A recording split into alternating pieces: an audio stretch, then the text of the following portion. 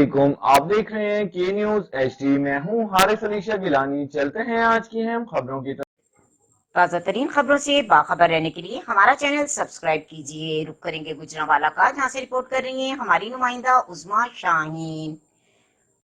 कमाई के निकले नए अंदाज, काले कारनामे हुए बेनकाब। GMC टीचिंग अस्पताल गुजरांवाला में इंतजामिया और head of board urology department की नाअहली के बायस अस्पताल में यूरोलॉजी डिपार्टमेंट से मुतालिक चंद अद्वियात दस्तयाब होने के बावजूद डॉक्टर्स मरीजों से बाजार से मंगवाने लगे, जिसके बायस मरीज महंगी अद्वियात बाहर से खरीदने पर मजबूर हो गए।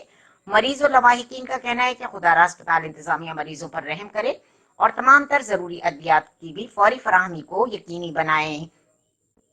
मुतअद्दिद शिकायत होने के बावजूद कोई नोटिस लेने वाला नहीं। आखिर कब तक हम इन जैसे माफियाज के हाथों लुटते रहेंगे?